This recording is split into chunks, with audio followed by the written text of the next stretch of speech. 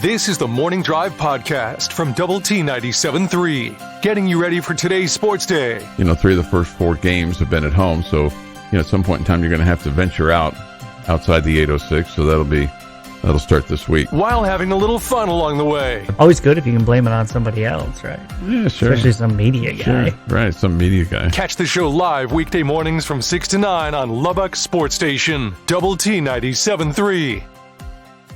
Secret word of the day, your chance to win $10,000 comes up a week from Friday. Okay, that'll be November the 18th. Yeah, big day. Somebody's going to win 10,000 Somalis. 10,000 Somalians. Somalis. Yes. 10,000 clams. 10,000 clams. 10,000 buckaroos. Buckaroos. 10,000 silver dollars. No, we're not going to do that. Yeah, that would be actually kind of cool to see 10,000 silver dollars. It would be, wouldn't it? Yeah. We're talking about the coin, not the actual thing on the beach. Right. Those are different. Right. Sand dollars is what they call those. They call those sand dollars. Mm-hmm. All right. So when we were in Bangkok, we were in this little resort area called Chiang Mai, and the last morning that we were there, me and the lucky lady took the boys down to the beach, and it was like a sand dollar bonanza. It was like we probably took 100 or more sand dollars off the beach. Okay. I mean, it was just like we turn around, there's one. Turn around, there's one. Turn around, there's one. Turn around, and then I got into it, and they got into it, and we were like so excited. Where did you take these sand dollars? We took them with us, and then we took them. We ended up, I think, just getting rid of them at the end of the day because it just didn't. They're hard to preserve. But I mean, we were Can't really fry those up or anything. Put them on the grill. We were really excited about finding them. I mean, usually you find one sand dollar and you're like ecstatic, But we were like, it's like every time we turn around, there's a sand dollar, there's a sand dollar, there's a sand dollar, there's a sand dollar, and it's like there's one. And, Did you tell the boys I'm the best sand dollar finder ever? Did you tell them? I think we told Grandma that the three of us were. Oh, we were. Yeah. That we collectively were the best sand dollar finders in the history of the free world. Mm-hmm. I mean, all we had to do is look down, and there was one. Okay. Syntax Hank says this. Boy, there's so many coming through here. Let me get to Syntax Hank. I can't get to him right now. Here he is. I do think that going forward on almost every fourth down is not the best idea, and frankly, I doubt that analytics really say it is. Time, distance, location, and personnel all have to be taken into consideration. The other thing that I'm thinking about here with this is score as well. Score as well, right? If you're down 2 touchdowns, mm-hmm. you got to be a little bit more risky. Sure. Down by 3 early on in the fourth quarter, you're probably not going to be as risky. My other thought is are you, because you have this penchant for going for it on fourth down, is that affecting your calls on second and third down? Sure it is. I would think so. Like, for example, are you adjusting what you're doing, right? Like on the 3rd and 2, you're throwing the ball down the field. Mm-hmm. Again, underthrowing the ball down the field instead of trying to pick up the first. Yeah, because you're figuring, hey, we got another down to work with. We're gonna go for it here. So yeah. we're just gonna sling it down the field. Now that's a really good point. And because you on third and 2, incomplete pass to Loic Fungi down the right. It says short right to Loic Fungi, but it's down the field. I mean, it's into coverage that you're throwing. I mean, you'd been running the ball relatively effectively in the ball game, especially with Taj Brooks. Mm-hmm. But anyway, just a little frustrating. A couple things that kind of stood out to me during the ball game. You had a couple of key injuries in the game with your receivers that really hurt you. Yeah, absolutely. The targeting call that knocked out Henry Teeter, man, that was a devastating injury. Because he got concussed. Wasn't it Bradley? Or Jerron Bradley. Yeah, Jerron Bradley. You're right. But that was a big one. Oh, it was huge. Yeah, it's huge. It was massive. It's huge. Yeah. It's huge. One of your best playmakers down the field. Yeah. No question. Yeah. You had Tony Bradford got hurt in the third quarter with 2:21 to go. He did not come back after that play. Yeah. J.J. Sparkman looked like he hurt his hand again or his wrist or something. He did not come back. So just had some really unfortunate things there that took place. TCU, Max Duggan, I mean, you held him into, I thought, pretty good stead. He was 12 of 23, 195 yards. He did throw 2 touchdowns, but he didn't really scare the bejesus out of you. They rushed the ball 51 times for 234 net yards. I mean, it wasn't like anybody. I mean, Kendry Miller went for 158 on 21 totes. Had a touchdown. His longest was for 50 yards. So you take the 50 yards out, and basically they rushed for 200 yards. It wasn't like they pounded you. No, I would agree. They didn't pound you. Mm-hmm. I mean, Texas Tech was. They have a really good offense, a lot of weapons. Mm-hmm. Obviously, they were missing a key guguy. Their big receiver. Right. That factored in, but they have a lot of good weapons: quarterback, running back, wide receiver, and I thought your defense did a really good job against them for most of the game. Third down was terrible for both teams. Tech 3 of 16 and TCU 5 of 15. Time of possession, it was even at the half, 15 minutes and 15 minutes, and then TCU had it for 9 minutes and 40 seconds in the third quarter to Tech's 5:20, 9:59 in the fourth to Tech's 5:01. Mm-hmm. But when you're giving them the ball back like that, and you're just not able to sustain drives. And you're not able to sustain drives. That's the other part of it, and that you kind of passed over because people talk about the fourth downs. Well, you're just not effective on offense if you're not picking up 10 yards in three downs, right? You weren't doing that regularly. No. So that's definitely a big problem. Yeah, it's a big problem. Yeah, your offense just was not very good. And again, I just, me personally, I Tyler Shuck does not look like the same quarterback that he looked like before.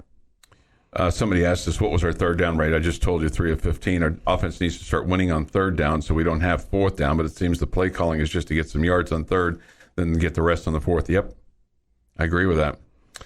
Turning the ball over on downs is just like a turnover, even though it doesn't show up in the stats as such. Yes, I think everybody would agree. I think everybody would agree with you on that. I would love to have a list of plays run per team per quarter. So that because it was the fourth quarter really where TCU ran away with it, and how many plays they had run up to that point on offense against your defense. That would be a number I would be curious. Not the total plays run, because there's no doubt in my mind that they were way over you in plays, but how many more plays your defense was on the field through the first 3. Yeah. And where that was balanced, and then what the fourth quarter specifically looked like. Yeah. Jay says this, my wife says that reading the chat line is awful for my mental health. I'd probably agree with that. It's awful for anybody's mental health. Sometimes just watching games on the weekend, just watching the games is bad for your mental health, right? It's not really the Yates Flooring Center's chat line's fault. It's more the people sending it. That's right. The angry, upset people sending in the chat. Right. We don't want to blame the Yates Flooring Center chat line. Not at all. He didn't do anything wrong. No. Unfortunately, he's the avenue that people decide to drive down at full speed with their angry thoughts. Yet with all those injuries to wide receivers, we can't throw to a tight end once. It's mind-boggling the way that some games our tight ends are a big factor, and the next game they're non-existent. Mm-hmm. And we did throw to one once, down near the goal line to Teeter. Yeah. Okay. That was once. It was tipped away. Okay. But, man, it's just funny how we as fans, and I'm sure every fan base has the same thing, but there's like something going into the season that we're all excited about, whether it's this young freshman that was awesome in spring ball, or this transfer that we got that's just going to kill it, or, hey, this coach says we're going to do this. And we're all so excited about the tight ends. Yeah. And they have just, again, some games they've been a big factor. Mm-hmm. You've had reasons to be excited about a 6'9" tight end, Mason Tharp, who we all just oohed and awed over. And we were all excited about. about Baylor Cupp, one of the highest recruited tight ends in the country, and now he's coming to play for us. And Henry Teeter's mom's a tight ends coach. Right. Now, all three of them they're just not a big factor, and it's so disappointing because they look like talented guys. Yeah, all three of them. On the 4th and 4 from your own 45 with 9:34 to go in the ball game, Mason Tharp was open over the middle, but they went to Price, and it was broken up. We haven't even gotten to the Phantom face mask call yet, but we'll get to that. That's out there, but I mean, you got that kind of offset too because you have the Nehemiah Martinez, incomplete pass that was ruled a fumble. The officiating was very suspect, awful. You're tuned in to the Morning Drive podcast from Double T 97.3, recapping the night that was in the world of sports. That's not to say that they don't respect the run game that you have, but you're talking about one quarterback leading the conference in passing so far this year. And remember, he didn't start the first game. All right. Still played a lot, though. And also bringing some humor to your day. I just don't want to disappoint you. As much as I disappoint you, I don't want to disappoint you in some things that you expect from me. Hear the show live weekday mornings at 6 on Double T 97.3 or on the Double T 97.3 mobile app. Time for this day in sports history. Today is the 7th day of November, 2022. Secret word of the day coming up, but first, this day in sports history. 1943 is where we will start this morning because the Detroit Lions tie the New York Giants 0-0. It was the last scoreless tie in the NFL. Oh, wow. How about that? 43? 1943. Oh, those defenses were stout. The offenses stunk. No, it was all about the defense. Probably went for it on 4th down a lot. 1962, Glenn Hall set an NHL record of 503 consecutive games as a goalie. 1963, New York Yankee catcher Elston Howard is the first African-American to be voted the AL MVP. He would go on to become a longtime coach for the Yankees as well. 1964, the National League keeps the Braves in Milwaukee in 65. They may move to Atlanta in 66. 1987, the third college football holy war. Notre Dame beats Boston College 32-25 in South Bend. Boy, Notre Dame put a whooping on Clemson this weekend. Sure did. We were right about that. We were right about Clemson. We challenged their resume. Take that, college football committee. Okay. Well, I picked Clemson to win, so. So I don't know who we is. Well, then me. I challenged it. There you go. Okay. Chuck knows it all. I do not know he it all. He also just told blind Jeff squirrel. and I we should have listened to him about Kansas this weekend. Well, on our show versus show. Yeah. We should listen. We should listen to Chuck every time, Jeff. not every time. Every time. 1989. The 10th, 1991. 1989. I'm looking at the sheet. Look at the I've got a 89 and a 98 on here, and I got Chris. And you got 91 out of that. I've got 100 things going on, and all of them are my problem. Baltimore Orioles' Greg Olson is the first relief pitcher to win AL Rookie of the Year. Okay. Yeah, he had like 45 or something saves that year. It was really good. 1991, Magic Johnson announces that he has tested positive for the HIV virus and retires from the LA Lakers. That was just such a chilling day. I mean, it was. I mean, I can tell you exactly where I was, and just the reports that come out. Of course, there was no internet at the time, and just you saw that hastily called news conference there at the Forum, and you hear Magic say those words, and you never would have thought that it would have been him that would have gotten that. Based on what we knew about that virus at that point in time, you would have never, ever, ever, ever thought that Magic would have been. Why? Just because it was thought to. Okay, I'm just gonna say it. Did not see a guy like Magic who, and I don't know what the rumors are or anything like that, a heterosexual male who was prominent in the world of sports who contracted the HIV virus. And it was unthinkable because in those days you still didn't know about Arthur Ashe and how he got his. His was through a bad blood transfusion, and we didn't know that he had that. And that's why I have always come out and said what Magic did and how he handled it and how he said that he probably saved a lot of lives just based on the fact that he said, I, Magic Johnson, have contracted this. Because I got to tell you, as a guy that was 31 years old and not married at the time, man, and you have a lot of thoughts that go through your mind after you hear that Magic Johnson has that. Okay. And I mean, I think it scared the bejesus out of almost everybody that was of an adult age. And I still, it was bone chilling, shocking at that time. What year was that? 91? 91. Mm-hmm. 1998. Here we go. Sorry. It's National 10th Holy War. Notre Dame beats Boston College 31-26 in Chestnut Hill. It's National Bittersweet Chocolate and Almonds Day. Chocolate and almonds, I'm in. Why it's got to be the bittersweet chocolate? I don't love the bittersweet. That's why I don't love most chocolate chip cookies, because they're made with the sweet. And it's just a little too much for me. Mm. Yeah, I like it to be the more milk chocolate. You make a chocolate chip cookie with milk chocolate, yes, and I enjoy it much more. As opposed to what kind do they usually make? Semi-sweet. It's like the semi-sweet. It's usually what it is. Oh, okay.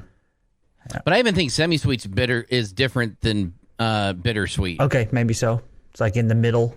Yeah. Between milk chocolate and bittersweet. Yeah, well, you're probably right. But yeah, I'm not dark chocolate almonds in all day long. Milk chocolate almonds all day long. Bittersweet, we could do better. Although I'm not going to probably turn it down either. Happy birthday.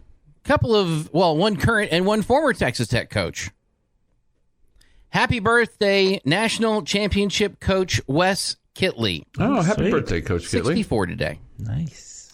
And former Texas Tech basketball coach Billy Gillespie celebrating birthday today. He's 63. Coach Gillespie. Happy birthday, pop singer Lorde is 26. Christopher Knight, you may know him better as Peter Brady, is 65.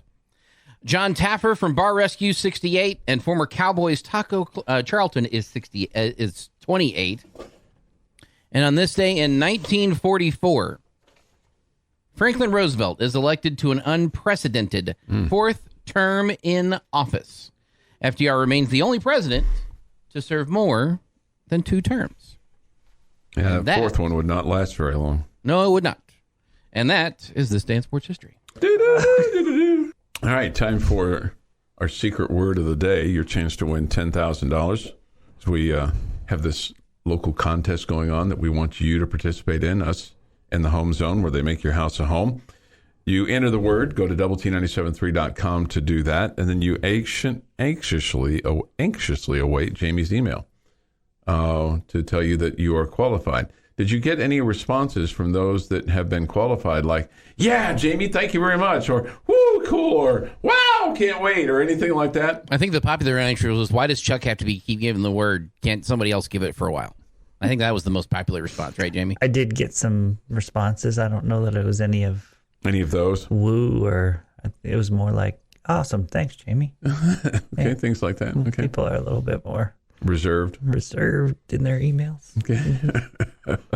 Maybe they said that, you know. He said, wow, honey, look, I'm qualified to win. Mm-hmm. Mm-hmm. I think it was more like, wow, I just got an email from Jamie Lent, guy who gets to sit next to Chuck every day. Doubtful. I think that's what it was. Doubtful. Your secret word right now here at 6:53 is roadrunners. Roadrunners. Roadrunner. You remember that show? You know, the cartoon? I do not remember that Wile E. song. Coyote. Jeff is. Was a Roadrunner song? Yeah. I remember Yeah. Wile E. Coyote and the Roadrunner. I don't remember a Roadrunner song. Roadrunner, yeah, he's got it. He'll get it for you. Roadrunners is your secret word. Go to doublet973.com. Enter that in. Roadrunners at doublet973.com. You could be qualified and get an email from Jamie Lent that you would save forever. And then also potentially use that to win $10,000. You got it? No. 6:54 this morning. I wait for the ad to play. Okay. Somebody says white chocolate almonds. Okay. You have Red Raider bats. Here we go. See? Beep, beep. Beep, beep.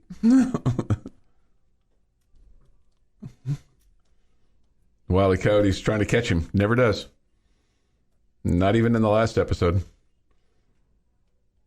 There we go. Don't remember it. Okay. I must have watched 100 Coyote and Roadrunner cartoons. I don't think I've ever heard this song before. Yeah. Oh, I have. I've heard it. And I that was a staple on Saturday morning.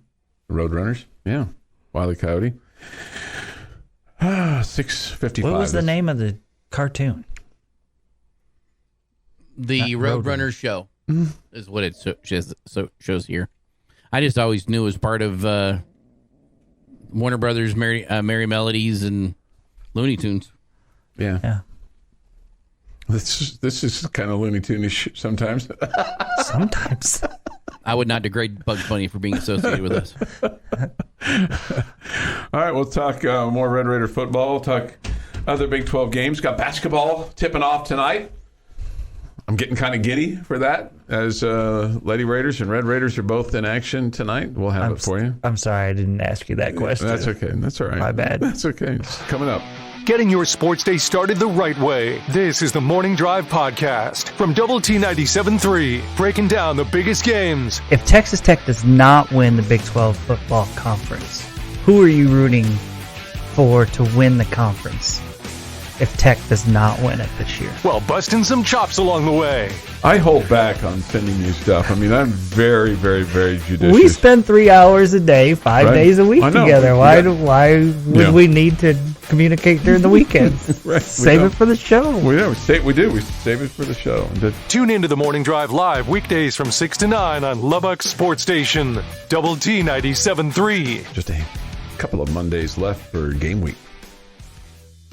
Have next week and the following week. Next week? Next week is a game week. Okay, November the 14th. Okay, So three And then- three of them. Yep. 3 of them counting today. So 2 more after today. 2 more game weeks. What? We're not going to win 2 of the 3, Chuck? I don't think so. Okay. I don't think so. Which 2 are we losing? Man, I don't want to be negative, but I think I will. You think we're going to lose all 3? Yep. Okay. Yep. I do. I hope I'm wrong. I really do. I hope I'm wrong. But I think we're going to lose all 3. Okay. I mean, keep playing like we're playing. You're not going to win any ball games. I mean, I thought you played pretty well for 3 quarters. you did, but I mean, I guess You got to play well for 4. you got to play well for 4, and you can't just put yourself in bad spots like you did. You know, and going for it from your own 36-yard line you're only down by 4 points with 10 minutes to play. Wasn't it 20-17? It's 3. Okay, 3 points. Yeah. Okay, so it's even Am I right worse. there? Yeah, you're right. You're right there. Didn't you have a lead a couple of times during the game? You did. Yeah. Yeah, I don't know. I don't. The final score shows that it only ended up being, what, a 10-point It was game? 20-17 when you went for it on 4th and 2 with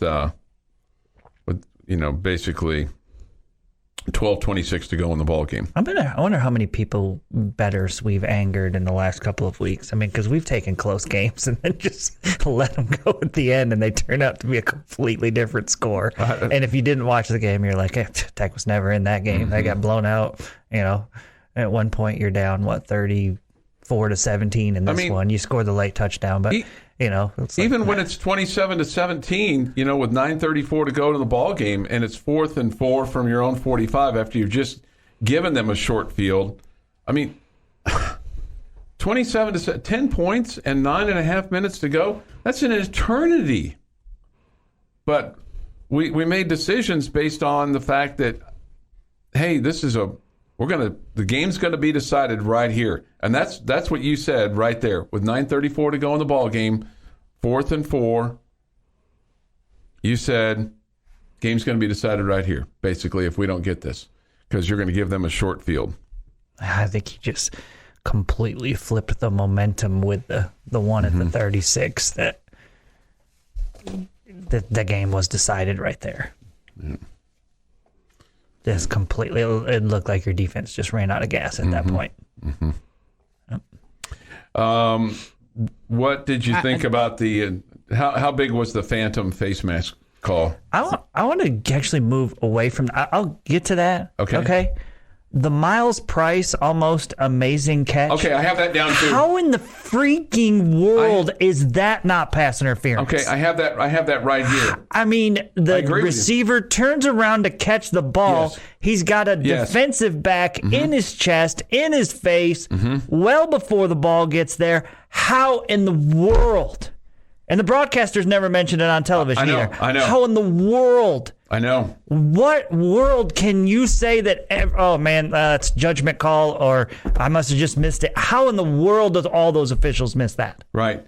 Because this is... the face mask one, clearly wrong, but you could see the guy's head move, and as a human being, you could see where that official thought it was a face mask. Sure. Yeah. In real time, I thought it was. Right. And really, really bad break for us. I agree with you. Really bad break. But you could give that guy the benefit of the doubt and say, yeah, you saw his head turn. It looked like it. Okay. Ultimately, he was wrong. We got hosed. I get it. But how is that not pass interference against Miles Price? How anybody not see that and think pass interference? Yeah.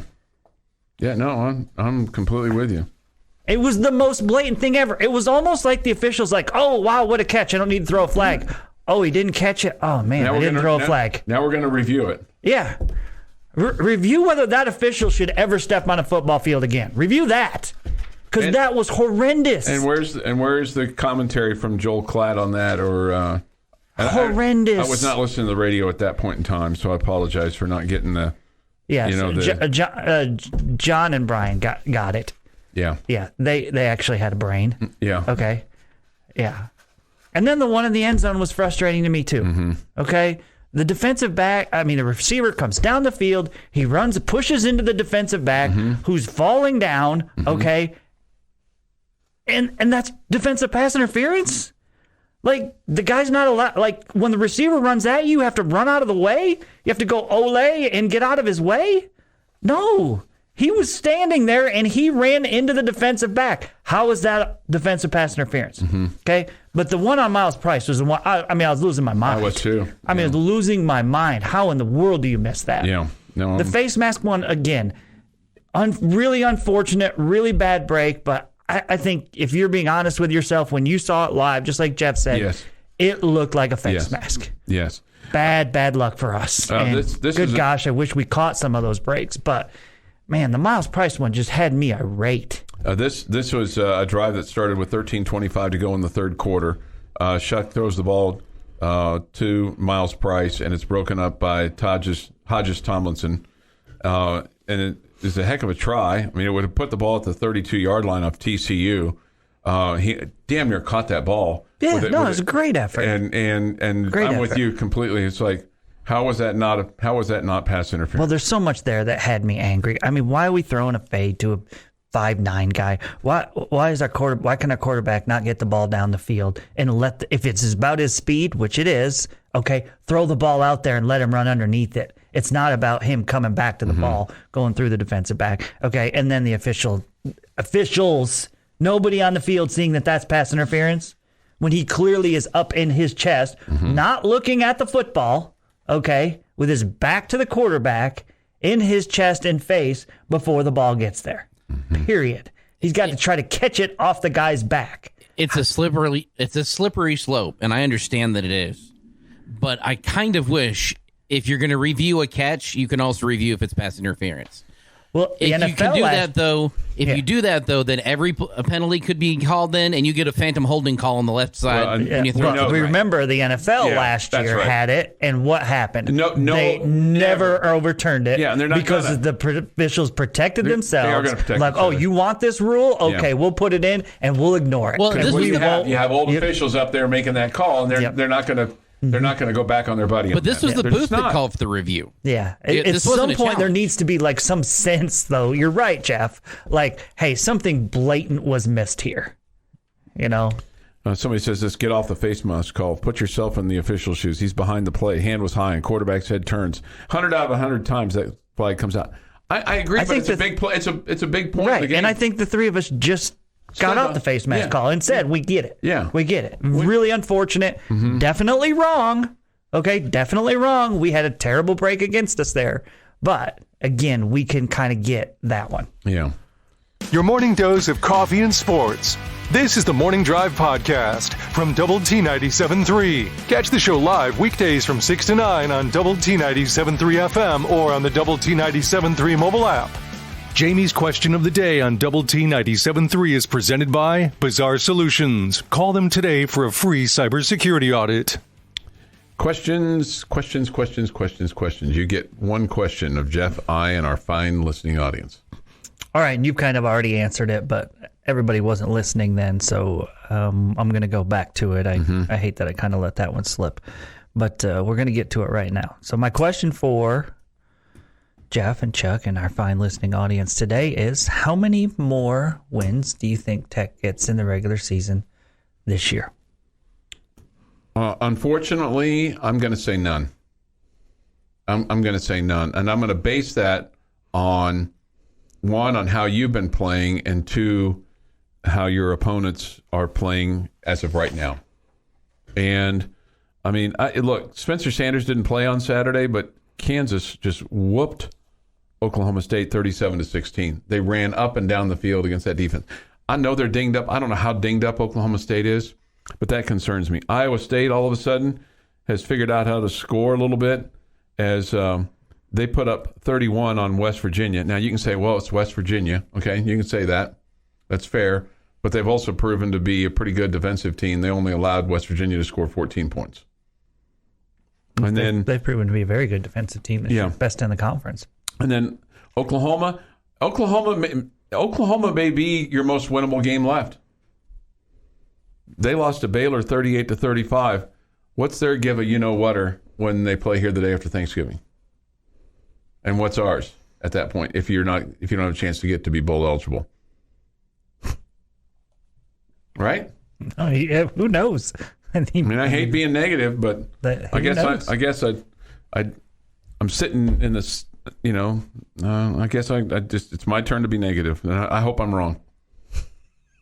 Jeff? I didn't know we were taking turns. Well, apparently we are, because it's not my turn, because I'm not being negative. I think you can win 2 of the next 3. In fact, I'm not even 100% sure that you can't win all 3. Oklahoma's been terrible. Iowa State's offense is atrocious, and the Jayhawks are going to come into town completely drunk on drinking beers for being bowl eligible for the first time this century, it feels like. I like your chances at home, and you got 2 of these games at home. Now, granted, one of them's the Saturday after Thanksgiving when there's going to be like me, Jamie, and Chuck in the stadium, and that's about it. But I like your chances. I really do, the rest of the way. I think you can win all 3. I think you'll win 2 of the 3, and I'm going to take the next 2. I'm going to go with Kansas and Iowa State as the 2 that you win if I was forced to pick the 2. But you guys are so right in what you're saying about Oklahoma. I mean, that could be like one of those bowl game situations where which team actually wants to be here kind of a deal. Okay? So no idea what the want to is going to be like for either one of those teams. Okay. You mentioned that Iowa State suddenly learned to score. Okay. They scored 1 game this season. Sure. Against the worst defense in the conference. No doubt. Okay. So I'm not scared of Iowa State's offense. That might be like their defense is legit. That might be a 17-14 game, but that's still a win. Yeah, I think you have a good chance winning against Iowa State, and I know it's on the road. I know that you've struggled against them, especially there. Okay, I get all of that. Okay, but I don't think Iowa State is nearly as good as they have been in years past. So, I think you can have I would guess a little bit higher than that, Jeff. You probably need to score like 21 or 23 to win that game, but I feel like that's a legitimate possibility of a win there. I think this weekend's a high scoring, probably a pretty entertaining game, depending on if Baron Morton is in there. That changes things. But, Kansas' offense is good. It's fun to watch. They're a more complete football team than they've, at least on the offensive side of the ball, than they had. Defensively, they're not any good. Okay, so I expect... I know that they shut down Oklahoma State's offense, but we've seen, in recent weeks with Spencer Sanders not being healthy and then not even playing in this game, it's a completely different deal. Yeah. Completely different team. So Baron Morton's a huge factor in this as far as I'm concerned, because without him, who knows? But I will toss my ring my hat into the ring right now and tell you, I'm not asking this question. I was going to, but I didn't want to anger Jeff. If Baron Morton's hurt, okay, I am all in on Donovan Smith. Me too. Okay?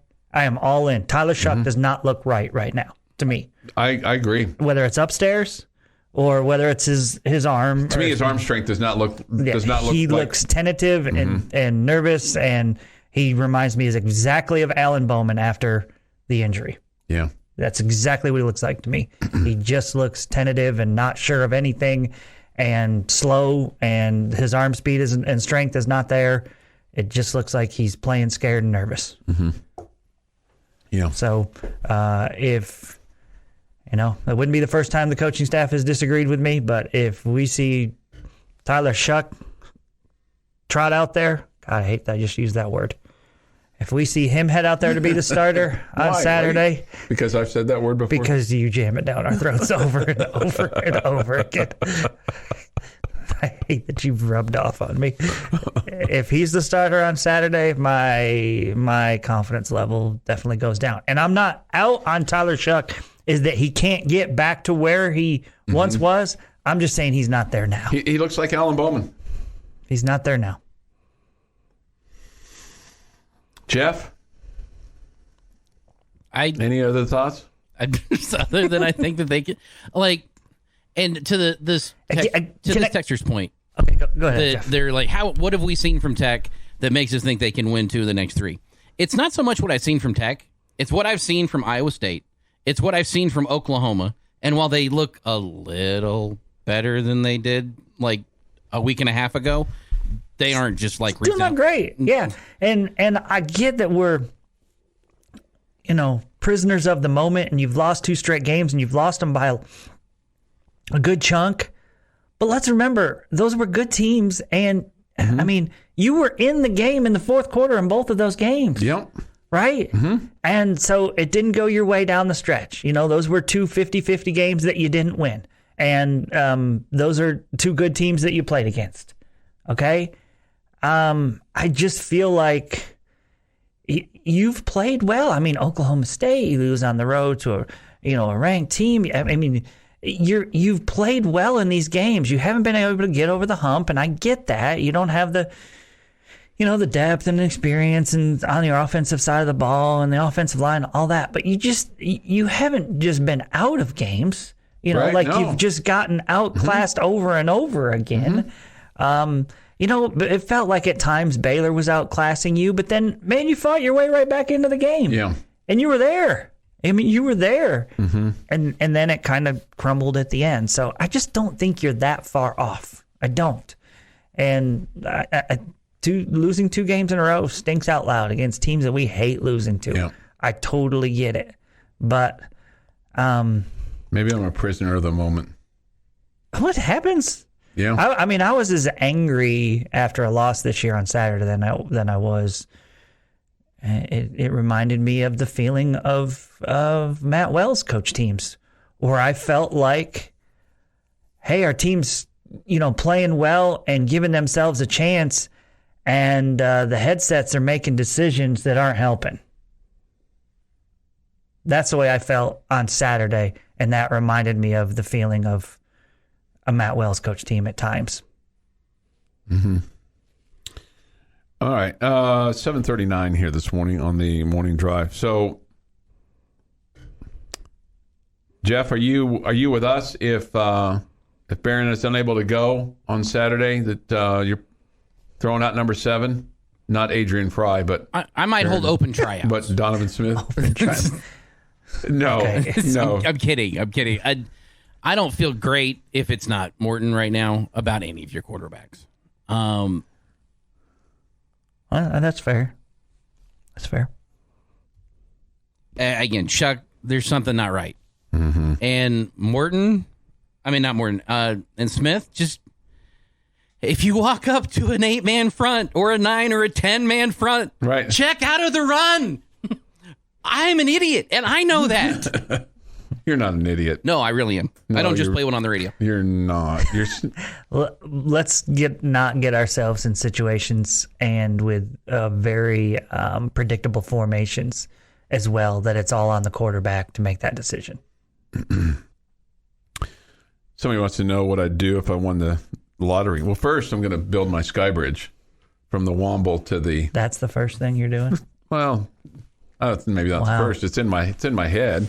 Your morning blend of sports. K-State is coming off a big win over Oklahoma. Of course, the Red Raiders off their 37-34 overtime win over number 22 Texas. And humor. Sure to tell them that. You suggested that. And, of course, that got a big laugh. This is the Morning Drive Podcast from Double T 97.3.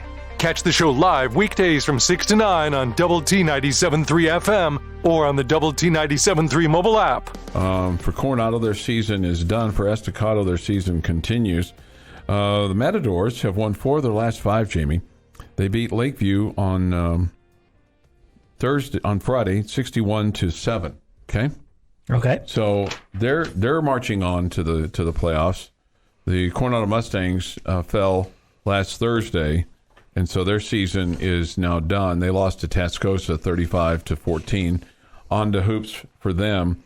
And no other LISD schools aside from Estacado will be involved in the playoffs. Lubbock High fell to Ryder 57-0. And Monterey was a loser as well. That's tough for those kids. I think I told you this on Friday. 35-14 was the final to Amarillo. I mean, they had a 13-year-old kid playing. I mean, they've just been beset with injuries and small numbers. But apparently their freshman class is pretty well stocked. The playoffs will continue. The season will continue for both Friendship and Lubbock Cooper, 2 schools that we carry all of their games for. The Lubbock Cooper Pirates won over Caprock 36-7 Friday night up in Amarillo. It was very cold up there on Friday evening. It was cold here. Okay. And then Friendship beat San Angelo Central 30-21. That's a good win for them. They co-district champions. Mm-hmm. So we'll hear from those coaches later on in the week. We'll have Tech basketball on the air for you tonight. Lady Raiders take on Texas A&M Corpus Christi, the Islanders. And we'll have that on 107.7 Yes FM. Mark and I'll have that for you at 5, play-by-play at 5:30. And then tonight on Double T 97.3, after that game, you'll hear Texas Tech and Northwestern State. So that'll be tonight at 8 o'clock is the scheduled tip time. Red Raiders are ranked 25th heading into this basketball season, and they'll join a host of other Big 12 schools that are playing today. I say today because Baylor is playing this morning at 11 against Mississippi Valley State. Okay. Well, that's fun. West Virginia has Mount St. Mary's at 6.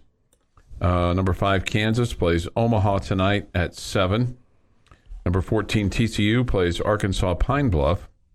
Oklahoma entertains Sam Houston. Iowa State entertains Uipui, I-U-P-U-I, Uipui, whatever. That's at 7 from Ames. Texas is in action tonight. They play UTEP. Longhorns are number 12. UT Arlington and Oklahoma State play in Stillwater at Gallagher-Iba. And then tonight in Manhattan, it's K-State and UT Rio Grande Valley. K-State with a new coach. Okay? So, good for all that to get underway tonight for the start of college basketball. Let's see here. We get this. Give a shout out to David Mora, senior at Monterey, for winning the state cross country championship, and his coach Krista Jones, Boom Plainsman. Yes, congratulations to him. That's absolutely, pretty cool. Absolutely. Somebody says this. At least Bree Scott has been retweeting the Lady Raider Twitter account, so she hasn't quit. No, she's on this personal pause. And when I tell you that I don't know, I truly do not know what the reason is for the personal pause.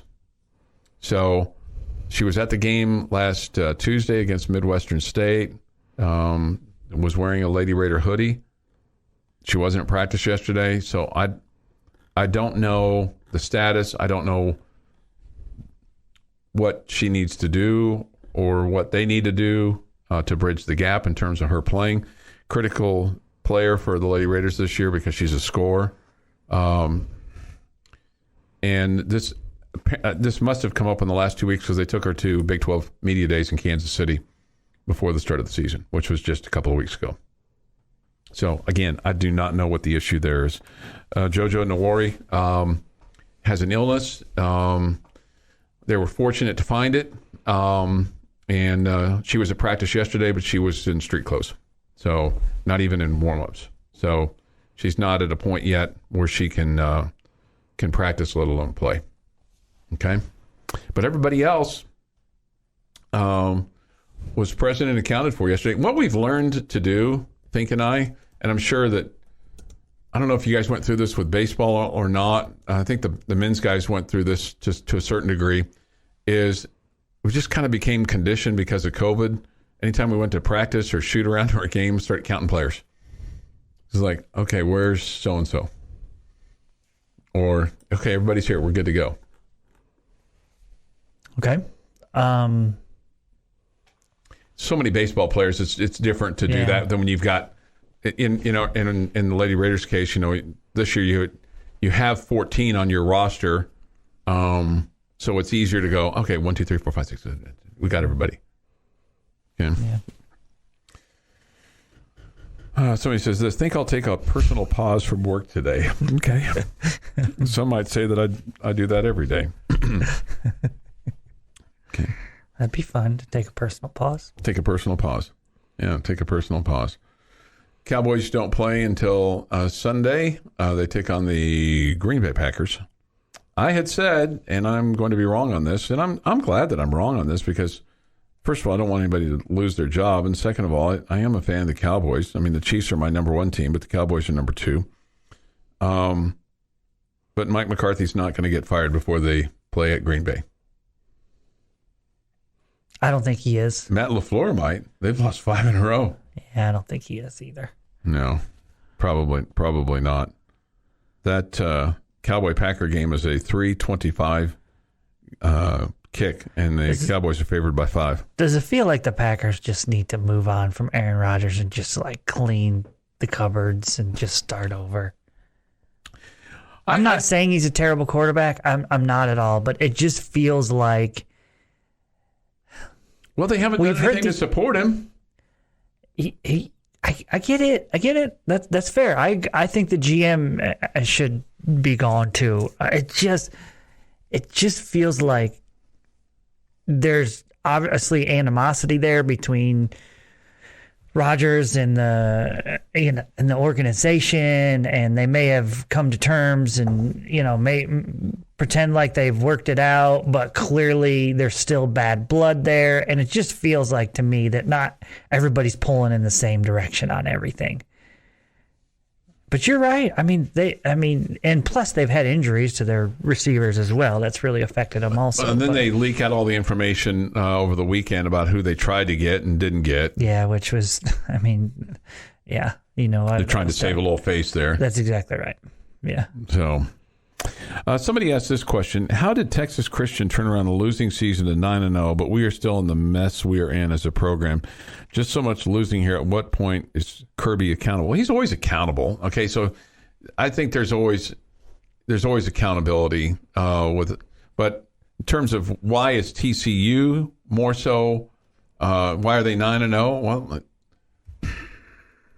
I mean, offensive line with the second most experience in the conference, a quarterback who's been playing in the league for 5 years. Just stop right there. Yeah. Just stop right there. I think those two things. Like the best offensive line in the conference, 4 returning starters and a 5th guy that's a transfer from SMU. Mm-hmm. You absolutely nailed it, Jeff, with those two things. And an experienced quarterback who's been taken to a new level with his new offensive coordinator. Yeah.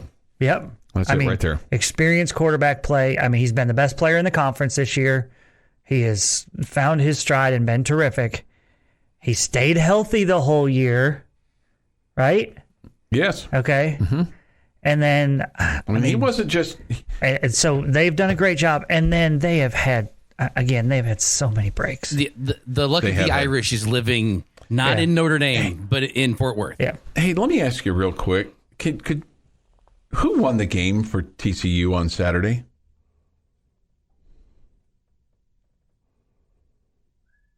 Who won the game? I felt like their running back, Kendry Miller. Yeah, kind of took the game over. Okay. So he ran for 158. Yeah. So their offensive line and Kendry Miller. Yeah. And then you could also say that we set them up with basically, no question. 30. No question. So, I mean, it's not like they had this dominant player. It's not like they had a Patrick Mahomes over there that was just slicing and dicing you up. I mean, he had almost 160 yards. That's pretty good. I know, but I mean, but 50 of them came on one run. Yeah. So he had 20 carries for 118 yards. I mean, again, it wasn't like they. Chunk. I know, but it wasn't like they just dominated you.